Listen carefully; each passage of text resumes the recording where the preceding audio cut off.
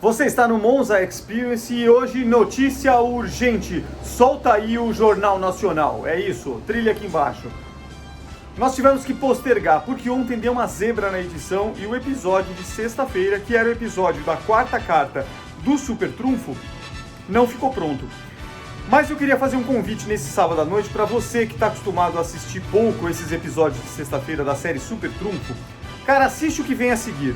Porque é da carta B1, a quinta carta do Super Trunfo da década de 70 e é um Porsche 914. E ao pesquisar para fazer o vídeo, um vídeo que seria de 5 a 10 minutos, como eu previ, porque não estava muito empolgado com o carro, virou um vídeo de 40 minutos, cara. Porque tem muita coisa legal do Porsche. Então fica aí o convite, assista agora na sequência Super Trunfo, que seria o episódio de sexta-feira. E o episódio que iria ao ar hoje, que é Andando com 500EF, que vocês não viram ainda, na pós-revisão, que é um episódio até curto, 13, 14 minutos, eu postergo para terça-feira, às 19h45, ok? E amanhã, domingo, você já sabe, tem um episódio exclusivo dos membros, que inclusive eu preciso fazer. Fui! Muito bem-vindos, vocês chegaram novamente ao nosso querido Monza Experience, é isso, e novamente a gente está dizendo é o Sextou. Sextou, como você sabe, se você não sabe, vai aprender agora, é o momento em que a gente faz um episódio especial. No caso aqui nós estamos falando do Super Trunfo, um jogo de cartas feito pela Grow na década de 70, que permanece até hoje, ele sendo fabricado, mas neste caso aqui o tema da época era Gran Turismo, exato, carros esporte da década de 70, do começo, da primeira metade dos anos 70, no caso aqui um Porsche, a capa inclusive do baralho, e 30 e poucas cartas, cada uma trazendo um carro e suas particularidades, um jogo de competição, um jogo de cartas para crianças, onde você, cada um com a sua mão, cada participante com a sua mão de cartas selecionadas aleatoriamente, competiam com os pontos descricionais do carro. Então, qual era a maior velocidade, menor peso e por aí. Muito bem. Então, neste nosso querido episódio, estamos agora com a carta B1, é o quinto episódio da série, que é justamente o nosso querido Volkswagen Porsche 2.0. Vamos falar bastante dele e, antes de qualquer coisa, solta a vinheta.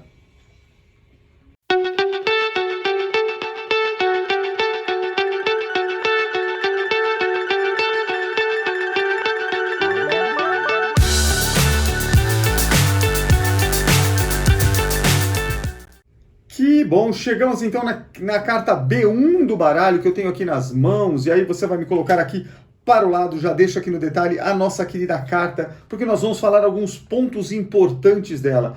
Se você fosse criança na década de 70 e você estivesse competindo, a carta Porsche Volkswagen já era uma carta que tinha alguma desenvoltura no jogo. Não era das cartas mais potentes, mas também não era das cartas mais mancas em termos de itens a serem expostos ou durante a competição. Então, o que nós estamos falando aqui? O que o Super Trunfo, o que a Grow nas suas pesquisas nos trazia nesse querido Porsche meio alaranjado que você vê aí na foto? Então, primeiro, que esse carro chegava a 190 km por hora, nós estamos falando da primeira metade da década de 70, então é um grande avanço. Tinha 100 cavalos de potência, fazia um 0 a 100 em 10 segundos, o que não é nada impressionante, mas existiam cartas piores. Tinha um motor com 1971 cilindradas, que também podemos arredondar para chamar que é um motor 2.0, com 4 cilindros e pesava 950 quilos. Ou seja, era um carro relativamente leve, um pouco parecido com os outros, com alguns que nós colocamos aqui nos episódios anteriores. E aí a gente já vai colocar a primeira fotinho dele. Olha aqui, a primeira foto dele é uma foto de época, essa aqui. É uma foto que você acha, inclusive, no site da própria Porsche, que, misteriosamente ou não, como é uma empresa alemã e preocupada com o seu consumidor e também com os seus colecionadores, vende peças, caso você tenha esse modelo, ainda que seja da década de 70, vende peças novas. Exatamente. Então, essa aqui é a foto de propaganda da época, onde você pode ver um carro numa cor meio verde, tem lá a pessoa dirigindo, uma capota diferente, um carro para 2 lugares, e o que parece lá atrás é um aviãozinho. Então, olhando essa foto, falando, portanto, de um Porsche, acho que vale aqui uma primeira abordagem. Vamos contar um pouquinho sobre esse carro. Então, o que a gente vê aí? Porsche 914. Era um carro, como o Porsche, esportivo, exatamente, motor central. Foi desenvolvido, e aí é a pulo do gato, pela Porsche em conjunto com a fabricante Volkswagen. E ele teve uma época de produção. Entre 1969, esse modelo 914 durou até 1976. E era considerado pela Porsche um modelo básico a partir dos anos 70. Então, era uma resposta, e eu já vou falar um pouquinho desse convênio Volkswagen-Porsche mais para frente, o porquê isso. Mas era um carro que saiu com duas marcas, Volkswagen e Porsche, uma versão de entrada. É isso aí. Olha, vamos passar aqui a foto, nós vamos colocar um outro aqui, mais um carro, só que aqui um preto, olha, um Porsche já com a capota, que eu já vou falar um pouco sobre ele, todo fechadinho. Esse aqui já é uma foto recente, de um carro já restaurado, mas que está completamente original. As rodas originais, a frente diferente, a inscrição Porsche do lado e já pneus radiais, inclusive um pouco mais modernos. Vamos falar um pouco dele. Então, basicamente, o que a gente vê aí? Carro de 2 lugares. É um carro esportivo, carro para 2 pessoas. Características de design marcantes. Você pode perceber, a distância entre os eixos era relativamente grande, era longa. Então isso aumentou o comprimento do veículo. Ele tinha, tanto na parte traseira como a dianteira, de forma curta. Ele tinha as extremidades do carro curtas, então realçando também o caráter mais esportivo. Tinha lá, era um conversível, tinha lá uma capota feita de fibra de vidro, isso não é lona, então é feita de fibra de vidro, porém, obviamente, removível. Então você podia contar com um carro conversível, mas não tinha aquela capota tradicional que você estica ou abre sozinha, não, nada disso. Aqui você tirava a sua capota, deixava em casa e a vida segue. Mudando aqui de foto, eu vou colocar ele do outro lado. Você vê aqui no outro perfil, aqui você tem essa ideia desta capota. Outro ponto importante, embaixo dessa capota você vai perceber que existe uma grande barra de segurança, que é justamente meio que para amarrar aquele monobloco do carro e dar a segurança até num eventual capotamento, tá? Outro ponto importante, e eu vou manter essa foto aqui desse lado, cadê os faróis? Os faróis não são esses de baixo que você está vendo na linha do para-choque da placa. Aqui você vê os faróis auxiliares. Os faróis estão escondidos. Eu vou voltar um pouquinho na foto 1 e vocês vão perceber. Olha aqui. Na foto de propaganda dele, você tem os faróis, escamoteáveis, ou seja, 2 faróis Silibin redondos que ficavam escondidos e no momento que você acionava internamente a abertura do farol, uma bomba de vácuo fazia com que essa janela, que é justamente essa balança que faz o escamoteável, se projetasse para cima. É uma espécie de um contrapeso, só que acionada por vácuo, não era motor elétrico aqui. O elétrico, obviamente, é a energia que vai para iluminar o farol, como você está vendo aqui nesta foto, ok? Agora vamos falar um pouquinho, vou avançar um pouco mais uma foto, e aí a gente vai pegar agora de traseira, você já começa a perceber a capota. Você acha que é um carro com capota não removível, né? Mas depois a gente vai mostrar uma foto com isso. A traseira já bonitinha, ó, uma lanterna bem resolvida, o farol de neblina do lado da placa, como você está vendo aí. E vamos falar um pouco da família de motores. Esse modelo 914, ele saiu, e a gente pode fazer uma divisão aqui, com 2 tipos de motores, exatamente. Primeiro, a série de motores de 4 cilindros. Então, basicamente, quando você falava de 4 cilindros, era muito voltado ao lado da Volkswagen, quando vendia. E ela podia ter o motor do Fusca. Basicamente, não exatamente do Fusca, um motor boxer de 4 cilindros. E aí eu vou colocar aqui um GIF animado, para se você não sabe o que é o motor boxer, é isso que você está vendo agora aqui na tela. Então, até um parênteses aqui.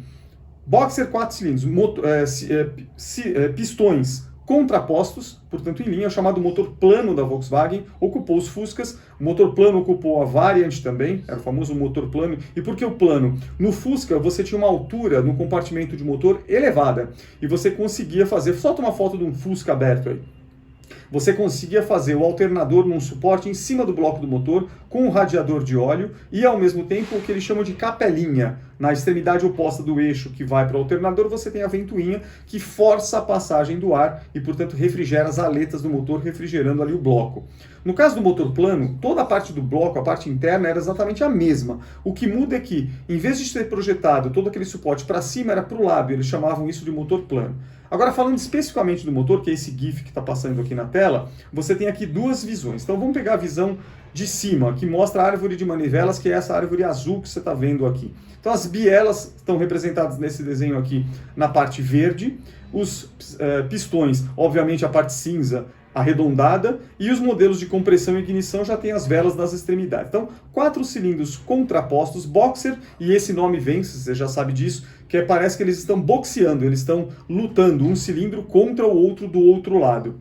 Então, basicamente, você tem as 4 fases de explosão do ciclo de Otto, e cada momento que ocorre a explosão e, portanto, a expansão daquele pistão, dentro do cilindro, a parte verdinha, que é a biela, faz com que o virabrequim, que é o azulzinho, a árvore de manivelas, vire. Então esses 4 cilindros, nesses 4 tempos, geram a força que a gente está mencionando. E no corte aqui lateral, você pega um único cilindro com uma biela, você percebe como aquilo se desenrola na virada do volante do motor. E, portanto, do virabrequim solidário ao volante. Enfim, isso é o que dá a potência no carro. Esse motor ele podia vir no 4 cilindros, em pelo menos 3 configurações. Você podia ter um motor 1.7, o 1.8, ambos de 4 cilindros, e esses motores geravam em média 80 cavalos, que era muito parecido com o que a gente conhecia na Volkswagen. Volkswagen, inclusive, era 1.6, 1.3, 1.5 e geravam, obviamente, menos potência ainda. Já contavam, ainda que saísse com a marca Volkswagen, com a chave de ignição à direita. Lembra que nos Porsches, normalmente a chave de ignição do carro, é um dos poucos carros do mundo, está sempre à esquerda. Nesse caso aqui estava à direita, como nos carros tradicionais. Então, esse era um tipo de motor. E existe o motor deste carro aqui. E aí eu já vou passar mais uma foto nele. Vamos pegar aqui a traseira, ó, você vê, esse motor aqui que é o 2.0, é o Volkswagen Porsche 4 cilindros. Era o motor mais potente que você poderia ter, porque era um motor de 2 litros e, portanto, fazia 100 cavalos. Então, bingo aí para a carta do Super Trunfo, exatamente como a gente vê na especificação da Porsche hoje, 100 cavalos de potência. Pode parecer besteira, sai um pouco do lado, vamos lá. Um alerta aqui. Pode parecer uma grande besteira, mas imagina que você está acostumado com Fusca na década de 70. Eu diria até que no Brasil, inclusive, foi o auge do Fusca. Não só no Brasil, no mundo. E todo veículo Volkswagen com motor refrigerado a ar, 4 cilindros boxer naquele momento, tinha uma potência muito menor do que 100 cavalos. Então, quer dizer, só a fábrica Volkswagen com a Porsche que conseguiram fazer para este carro 914, um veículo de entrada da Porsche e um veículo esportivo da Volkswagen, que eu já vou falar um pouquinho, um veículo com 100 cavalos, certo? Agora, uma outra parte aqui, existe um motor, e eu vou já colocar a foto desse motor aqui para vocês. Existia, se você comprasse esse carro com o nome Porsche, você teria um motor diferente. Sim, aí um motor 6 cilindros. Esse é um motor na bancada. É um motor boxer, também de cilindros, portanto, contrapostos, fabricado pela Porsche, e como você está vendo aí, 3 cilindros de cada lado. Então, 6 boxer. Esse motor aqui, ele era muito mais forte e, portanto, até mais confiável, e talvez fizesse jus ao nome Porsche, que obviamente era uma marca de carros esportivos. Isso aqui é a versão de entrada. Lembra que esses modelos da Porsche aqui, a Porsche tinha outros modelos, por exemplo, 911, que já eram modelos super cobiçados e, obviamente, mais caros. Então era uma forma da Porsche pegar aquele consumidor que não tinha a grana para investir num carro mais caro. Se você comprasse, portanto, um 914 de 6 cilindros, você ia ter também um motor 2 litros. Porém, daqueles 100 cavalos do motor boxer da Volkswagen adaptado, agora passaria a ter 110 cavalos. Parece pouca diferença, mas enfim, um motor mais robusto, e aí sairia com esse Porsche. Bom, vamos falar um pouco mudar aqui nosso fotinho, e vamos falar um pouco da história desse carro, mostrando agora mais uma foto com a frente dele, olha aqui. Frente com aqui fica bem claro, né? As luzes de posição, as setas, os faróis auxiliares, as gradinhas, o para-choque, já vou falar um pouco dele, e os faróis escamoteáveis. Parece realmente uma frente de Porsche, mais característica. Como surge esse carro? Acho que também é importante. Então, a história começa no final dos anos 60. E nós tínhamos, a fábrica ali tinha para resolver 2 problemas. Primeiro, a Volkswagen e a Porsche eram sócias. Uma era meio dona da outra, mas elas tinham um contrato. A Volkswagen tinha um contrato com a Porsche onde ela podia demandar um projeto para a Porsche. E aí todo o setor de engenharia da Porsche entregaria esse projeto para a Volkswagen e depois batizar com o nome dela. Era um contrato entre as fábricas. Já eram meio que da mesma propriedade, né? Os problemas. A Porsche, como você está vendo, precisava de modelos novos. e modelos que fossem competitivos financeiramente, ou seja, modelos um pouco mais baratos do que os grandes carros que eles tinham.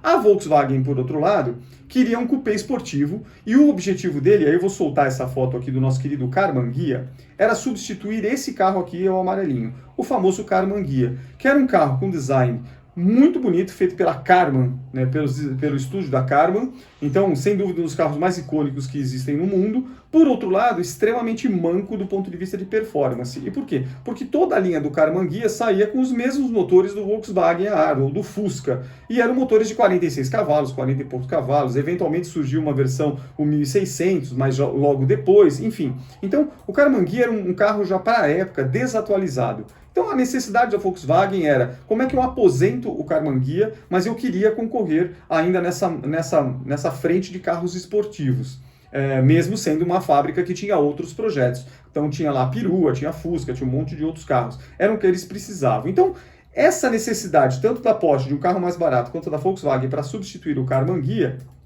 fez com que surgisse este projeto. E aí um ponto importante, eu vou colocar uma outra foto aqui, que é o Porsche 912. Então, para a Porsche era substituir o básico, que até então era o Porsche 912, que você está vendo aqui nessa foto também. Parecia o 911 mais pobrezinho. Então, eles queriam substituir esse carro para colocar... Então, o 914 surgiu como uma luva. Esse projeto acabou surgindo como uma luva, né?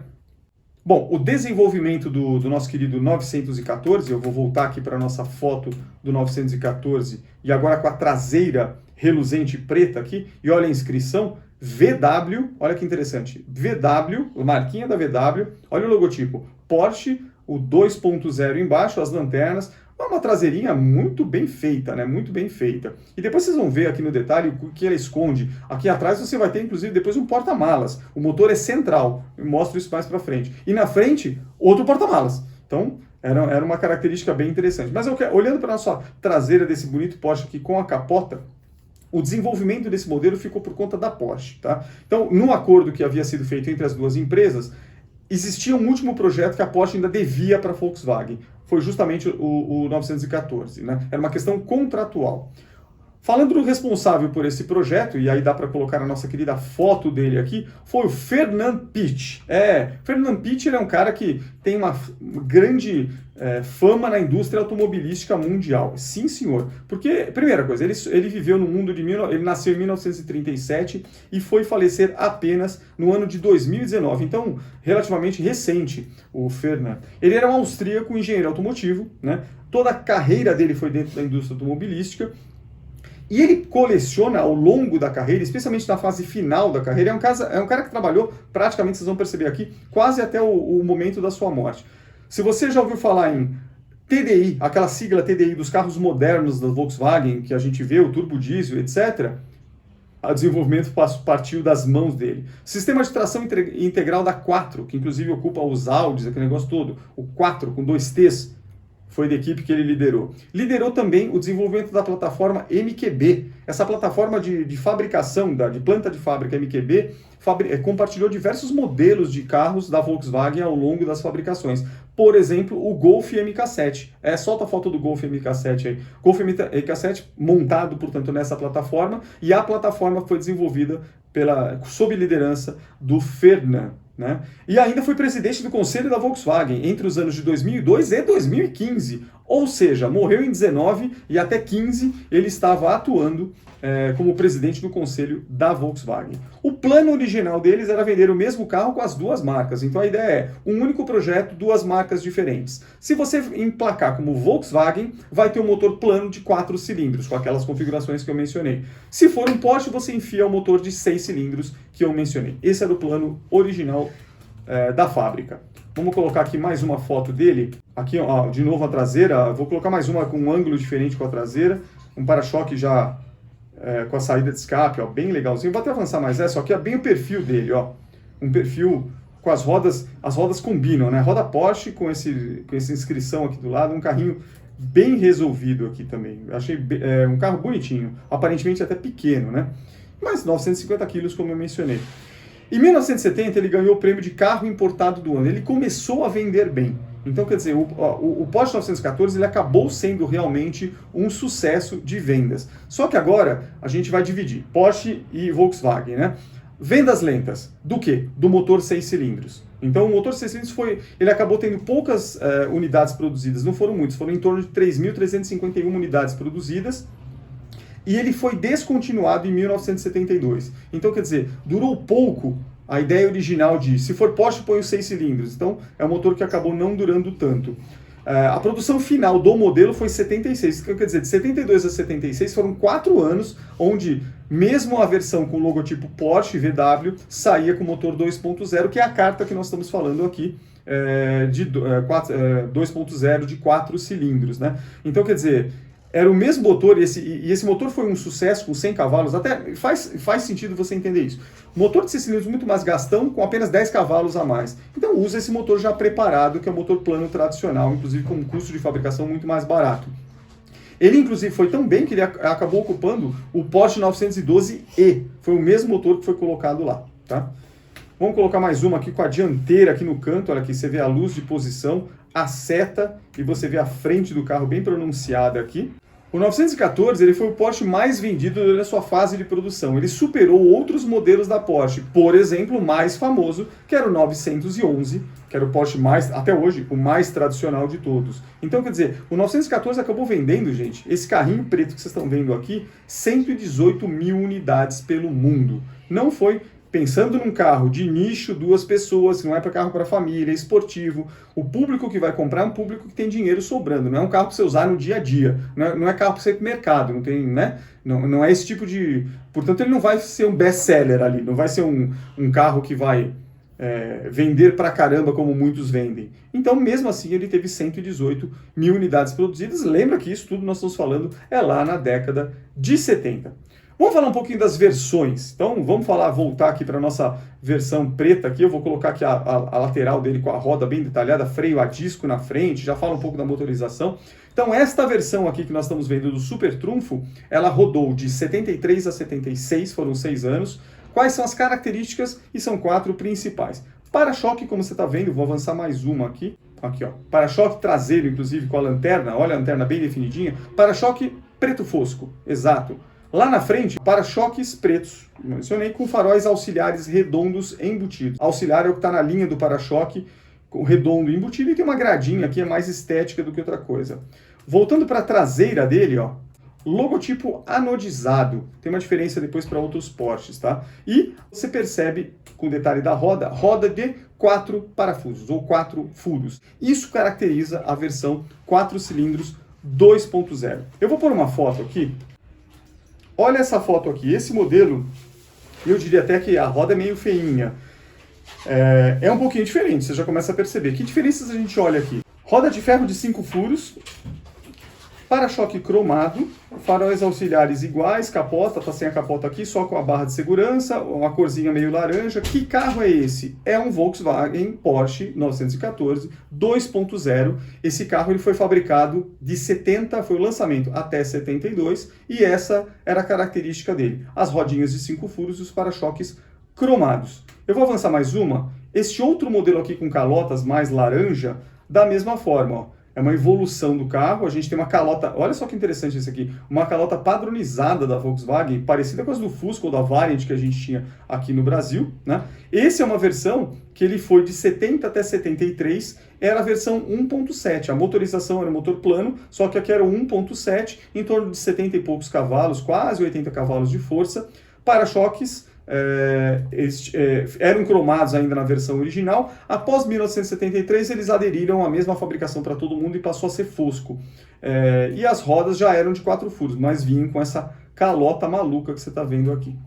E finalmente temos um verdinho, esse verdinho aqui com uma cor até hoje simpática, que também tem uma roda mais tradicional da Porsche, como a gente está vendo aqui. Esse aqui é um modelo que ele andou de 75 a 76, mas era o opcional com motor plano 1.8 de 80 cavalos. Então, quer dizer, na hora que você ia para a loja, você podia comprar a versão 2.0 com 100 cavalos, motor plano 4 cilindros, ou motor plano 4 cilindros 1.8 com 80 cavalos. Então, o que a gente já vê aqui? É praticamente um carro igual ao da carta, porque ele já tem os para-choques preto fosco, as rodas já são também de 4 furos, tudo bonitinho. e a roda que tinha um desenho um pouco diferente. Então, basicamente aqui a gente passou por essas 4 versões que vocês estão vendo aqui. Vamos falar um pouquinho agora do motor. Foto primeira do motor vista de cima. Então a gente já começa a ver aqui o motor plano Volkswagen. Você vê ali os coletores de admissão ali. Você vê alguma coisa que parece ser uma injeção, já fala um pouco disso. A bobina em cima praticamente do bloco, a ventoinha, no caso aqui, escondida atrás de uma guarnição. Então você tem aqui um primeiro cheiro do que é o motor. Vamos falar um pouco dele. Então, fabricação de 1938, época da Segunda Guerra Mundial, e isso rodou até 2006. Enfim, é um motor boxer 4 cilindros do Fusca, então nenhum segredo. Em termos de bloco era a mesma coisa. Neste carro aqui, como você está vendo, não é um carburador. A gente está usando aqui, ou eles usaram, uma injeção eletrônica. É a velha Bosch D-dado G-Tronic. Falamos dela no primeiro episódio ou no segundo. D-G-Tronic, lembra disso? Pois é, não tá lembrando disso? Volta no card aí, ou volta no primeiro episódio da série Super Trunfo, que vocês vão ver aí a D-G-Tronic, que carros ela ocupou, inclusive até Jaguar. Portanto, aqui a Porsche também consumiu da mesma fonte. Bosch D-G-Tronic. Exatamente. Vamos avançar um pouco uma visão lateral. Aqui você tem aqui a visão com as latas e as velas colocadas ali, essas latas pretas embaixo do coletor. Como você sabe, num Fusca é para quê? Para refrigerar, né? O vento produzido pela ventoinha ali que também fala com o alternador, com a rotação, a solidária ao virabrequim do motor, faz com que o ar circule, e essas capas pretas fazem com que o ar passe pelas aletas do bloco do motor. Bom, esse carro tem uma potência de 100 cavalos, mas esses 100 cavalos só chegam se você estiver a 5.000 RPMs. E, portanto, a parte interna tem uma taxa de compressão de 7,3 para 1. Os outros carros que a gente mencionou, geralmente 8 até 9. Aqui é uma taxa baixa, 7,3 para 1. Esses 7 são 7,3 atmosferas comparadas com 1 atmosfera. É o momento máximo da compressão de cilindro. Conta, portanto, com 2 válvulas por cilindro, obviamente uma de admissão e uma de exaustão. O arrefecimento se dá por ar circulando pelas aletas do motor. E parênteses aqui, a circulação por ar ou a refrigeração por ar é absolutamente total. A ideia é muito boa, mas ela é completamente diferente do que a gente conhece dos motores tradicionais com bloco e refrigeração por água ou por líquido. No caso do líquido, o bloco do motor, cabeçote tudo, é feito com canaletas internas. São tubos internos que uma bomba d'água motorizada faz com que o líquido ou a água circule, roubando o calor daquela peça de ferro. E com isso, em algum momento eu passo por um radiador, troco o ar com o ambiente e fica um ciclo contínuo enquanto o motor está em funcionamento. E isso mantém a temperatura do motor sob controle para evitar que ele derreta, tamanha é a temperatura que chega no momento da explosão. Lá na ideia do Ferdinand Porsche, quando fez o Fusca, lá na época da guerra na Alemanha, como um carro popular alemão, lá em 1938, foi genial, porque eu reduzo o custo e faço com que esse motor plano boxer consiga ter pouco espaço para ser instalado, ele não exige um cofre de motor muito grande, e a refrigeração, se dá pelo ar. Bom, vamos entender como é que o ar refrigera. Não existe qualquer canaleta interna do motor onde o ar passa. O ar vai refrigerar toda a parte do motor, o bloco e os cilindros e tudo por fora. Um conceito muito parecido com as motos que a gente vê na rua até hoje. Quando você olha o motor, põe uma foto de uma CG aqui. Quando você põe uma foto de uma moto monocilíndrica da Honda, por exemplo, você vê que a parte, a haste onde vai o cilindro do motor, ela tem uma série de ranhuras, como se fosse um radiador ou um dissipador de calor, põe uma outra foto aqui, né? Dissipador de calor de um notebook, de um processador. O que é isso? Você tem uma peça metálica que você aumenta a superfície fazendo uma série de aletas, e entre as aletas o ar passa. A ideia é que a peça metálica conduza o calor, o ar passando por essas aletas roube com mais eficiência o próprio calor. Ou seja, se em vez de aletas eu colocasse uma coisa plana sem esse monte de ranhuras, provavelmente eu não dissiparia calor tão rápido. A ideia é a mesma da moto. Foi a ideia do quem inventou o motor em 1938. Só que aqui, imagine que são 4 motos, né? 4 cilindros. Então, para fazer tudo isso, para que o ar passe ali, se eu fizer uma refrigeração forçada, além do ar que vai passar naturalmente com o carro se deslocando, ajuda a dissipar calor. É o famoso cooler. O cooler é um ventilador. No caso aqui, nessa época, não era um ventilador elétrico, era um ventilador movido a correia. E o que é um motor que não para de virar nunca enquanto o motor está ligado? A árvore de manivelas. Volta lá naquele GIF animado que a gente colocou na primeira. Tá vendo aqui? O azulzinho, que é o GIF animado, que é o virabrequim, árvore de manivelas, Ela é, na verdade, o único eixo do motor que não vai parar nunca enquanto ele estiver ligado. E mesmo que eu esteja em marcha lenta, ele está virando, por exemplo, a 1000 rotações por minuto, 1000 voltas por minuto. Se na outra extremidade ou em alguma ponta dele eu colocar uma forma de amarrar alguma coisa e colocar uma ventoinha, você concorda comigo que eu vou ter um ventilador natural? O que eles fizeram nesse projeto é exatamente a mesma coisa. Eu faço uma correia que transmite desse volante do motor ou dessa engrenagem para uma polia. Essa polia vira o tempo inteiro uma hélice, como se fosse um grande ventilador, e o segredo é que esse ventilador está blindado, escondido. Escondido aonde? No Fusca, na famosa capelinha. Põe a foto aí. Entendeu? Que é na extremidade do alternador. No Porsche, fica atrás, mas o conceito é o mesmo. Eu tomo o ar, chupo o ar do ambiente, né, que é aberto, e pressiono esse ar por entre as latas do motor que conduzem o vento exatamente para as aletas que eu mencionei do cilindro. Então, esse ar forçado, independente se eu estou com o carro parado ou andando, ele está gerando ar o tempo inteiro. Se eu aumento a rotação do motor, o vento fica mais forte. Se eu diminuo, ele também venta, só que mais lentamente. Faz com que eu regule as paredes, a temperatura do motor. Então, por isso que é um motor refrigerado a ar. Bom, voltando aqui para a nossa foto do motor. A parede corta-fogo, e aqui é interessante, nessa parede corta-fogo que vocês estão vendo aqui na foto, vocês estão vendo a bateria no fundo, a bobina, e vocês estão vendo a parede corta-fogo do lado contrário, que seria as costas do motorista, exatamente, dos dois lugares. Lembra que esse carro está colocado no motor central, então o motor está logo atrás de você, obviamente separado por uma parede corta-fogo com manta térmica aqui para proteger, para que a chapa não fique quente e você queime, inclusive, o interior do carro, né? Enfim, dotado de câmbio de 5 marchas, 5 velocidades, são 6 marchas, né? Tem mais a ré, mas são 5 velocidades. Sim, era um Porsche, não adianta colocar o câmbio de 4 cilindros do Fusca. Que mais nós temos? Uma suspensão dianteira, a famosa MacPherson, com barras de torção longitudinais. Então, suspensão tradicional, você tem a mola helicoidal, que vai com o amortecedor, e uma barra de torção longitudinal, ligando uma torre na outra. Vou pegar uma foto de baixo do motor aqui, vocês estão vendo o quadro, o motor, o escapamento, que é aqui duplo, né, saindo aqui 2 cilindros de cada lado e juntando no único abafador. Você tem aqui os amortecedores e a suspensão, aqueles semi-eixos do Fusca igualzinho, só que a suspensão aqui é independente, não era aquele sistema do próprio Fusca, que era um carro esportivo. Então a suspensão traseira, ela tinha braços no modelo semi-arrastantes, parecido até com um projeto de avião, tá, gente? Eu vou colocar uma foto aqui, ó. Olha essa foto que é a suspensão do carro no chão.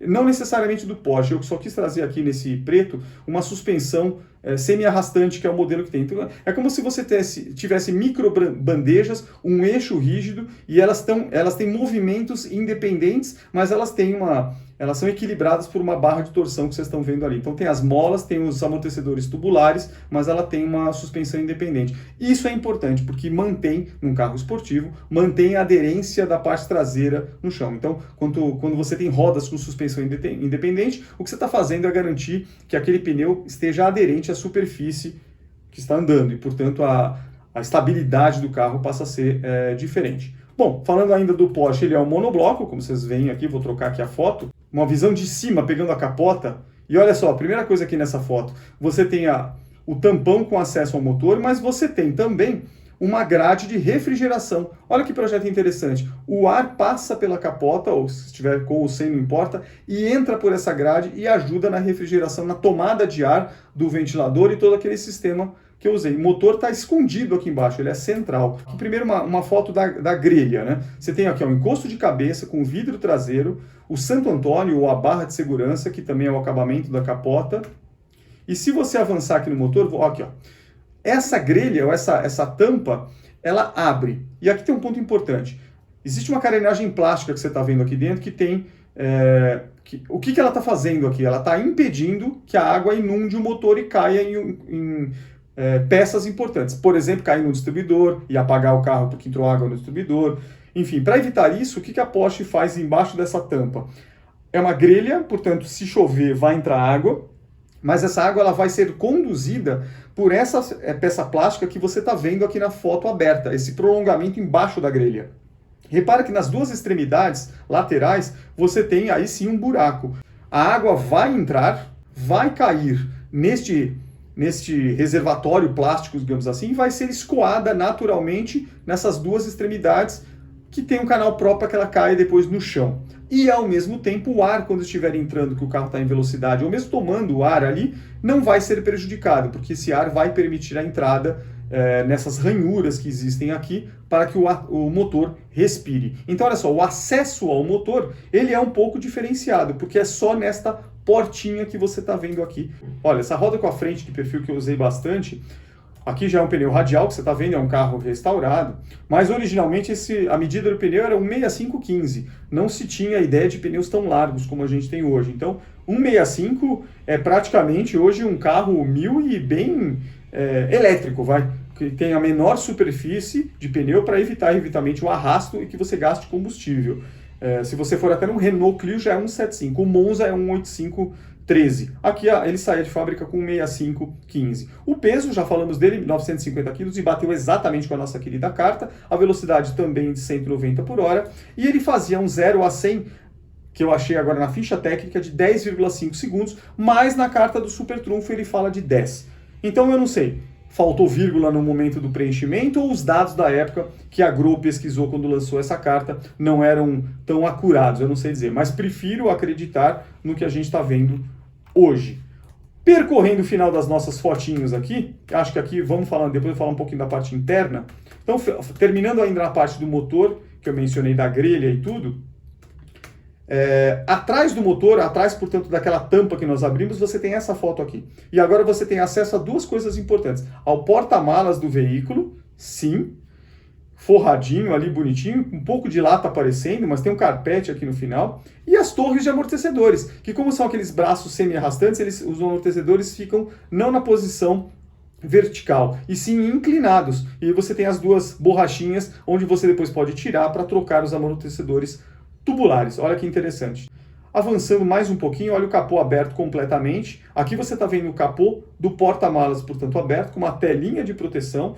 A tampa não era forrada nem nada. E você tem, logo depois desse tampão, desse capô, aí você tem acesso à grelha, que é a manutenção do motor. Olha que interessante. Então, quer dizer, um motor que ele tinha uma porta para administração do motor e manutenção, e uma porta diferente, que era o porta-malas do veículo. Achei isso bem legal. Vou mudar agora para a parte da frente. Sim, isso que você está vendo agora é a parte do porta-malas frontal. E ele, parecido com a linha do Fusca, ele detém o step, que nós já vamos ver sem essa proteção. Você tem aqui os detalhes dos faróis escamoteáveis. E você vai perceber, atrás de cada armação do farol escamoteável, você tem duas bombas ali, ou dois reservatórios, algumas das coisas parecem metálicas. Isso é a bomba de vácuo. Então ali você tem um acionamento elétrico para ligar a lâmpada do farol redondo Silibim, e você tem ali a bomba de vácuo, que é trazida lá de trás do carro. Sim, o coletor de admissão chupa, deixa essa bomba com vácuo.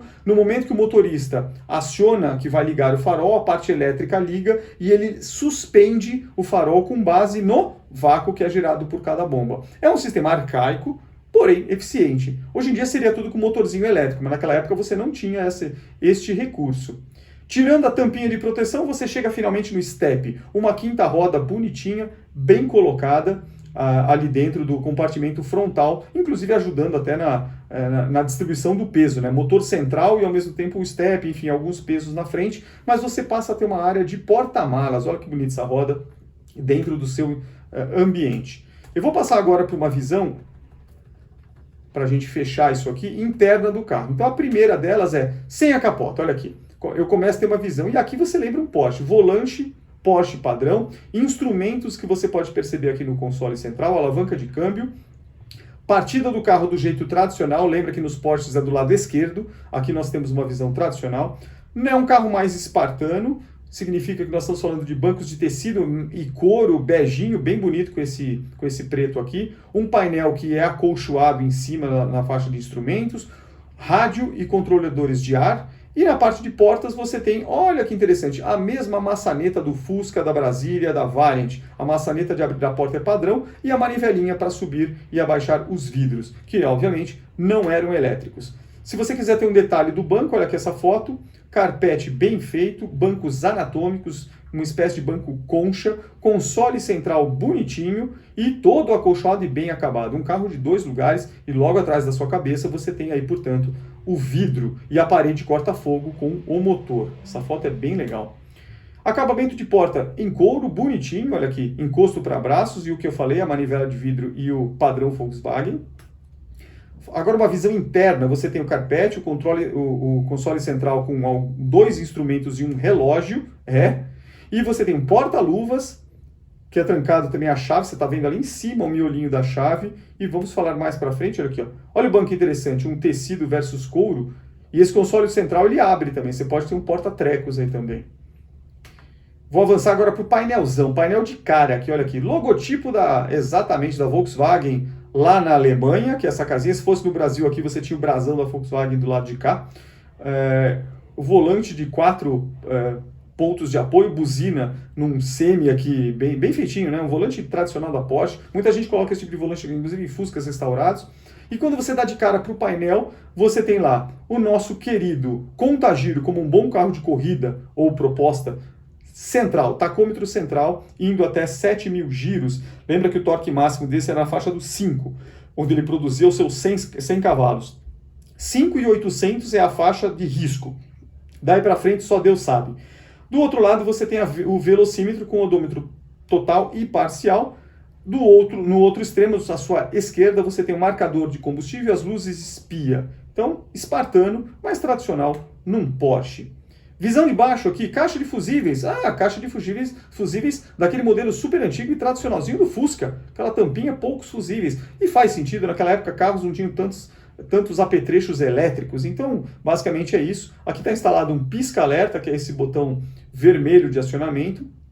Você tem a barra de direção completamente deslocada, quer dizer, é uma espécie de uma junta universal. Então sai daqui, vai lá para o centro do carro e daí ela corta a parede lá para a caixa de direção lá na frente do carro. Os pedais da forma tradicional de um Fusca, portanto as alavancas para baixo, não tem aquela haste como a gente está acostumado nos carros de hoje. Vamos pegar mais o que aqui? Visão de baixo do carro, né? Vamos voltar. Então aqui a gente tem uma visão de um motor bem resolvidinho, um motor aqui padrão. Diferença aqui que a gente está vendo de um Fusca, né? Você tem um motor na parte central do carro e o câmbio está para trás do carro. No Fusca é o contrário, você tem a troca de óleo e o câmbio na parte central. O motor está, entre aspas, ao contrário aqui nesse carro. Os semi-eixos na posição, lembra que os semi-eixos saem, obviamente, da caixa de câmbio. E essa caixa está fixada, você veja, na carroceria do carro, em 2 pontos de fixação. É bem diferente daquele padrão, daquele garfo do Fusca que a gente vê lá no nosso querido Tonella. Uma visão um pouco de outro ângulo, você tem um assoalho que lembra o Fusca, né? Você tem toda a parte crítica de alavanca de câmbio e demais coisas passando por dentro da parte inferior aqui do carro, que também é um negócio bem resolvido, né? Aqui o vendedor colocou, inclusive, um emborrachamento nesse detalhe aqui, que é bem blindado ou bem vedado aqui a parte de baixo do motor do carro. Enfim, acho que aqui a gente tem uma visão bastante legal desse carrinho. Enfim, um belo carrinho, uma boa carta, um Porsche e um Porsche da década de 70, um dos primeiros que aconteceu. Enfim, essa foi a nossa carta Volkswagen Porsche 914, 4 cilindros 2.0. Acho que a gente conseguiu explorar bastante e a gente só conseguiu fazer isso graças, inclusive, à própria Porsche. Quando a gente fala de BMW, de Mercedes, de Porsche, a gente tem uma farta documentação para quem quiser, com mais ou menos detalhes, porque as próprias fábricas ainda hoje têm a sua divisão de clássicos e mantêm sites atualizados de fábrica, não só para compra de peças, como especificações técnicas. Então, essa é a diferença desses carros e por isso que muitas vezes esses carros caros acabam sendo colecionáveis e tendo um alto valor, porque existe uma preocupação do fabricante nos dias de hoje para que você volte no tempo 50 anos atrás e, se quiser ter na garagem, você pode ter até para uso, dado que você vai achar peças de reposição novas. Muito bem. Espero que vocês tenham gostado do nosso querido episódio de Grand Tour Super Trunfo da década de 70 em mais um Sextou. Aproveite sua sexta-feira, não esqueça de dar um like aqui no nosso querido vídeo e se você não quiser, se você quiser ser inscrito no canal, aproveita e faça o convite que é de graça e se você ainda quiser ser membro por R$ 4,99, você pode colocar aqui embaixo o Seja Membro e, portanto, paga R$ 4,99 por mês e passa a ter direito aos domingos a um vídeo exclusivo, que nós estamos falando, inclusive, da série de A História do Automóvel. Fizemos já 2 episódios e terminamos o ano de 1899 no domingo passado. Vamos adentrar o século XX neste próximo domingo. Curtam aí. Fui!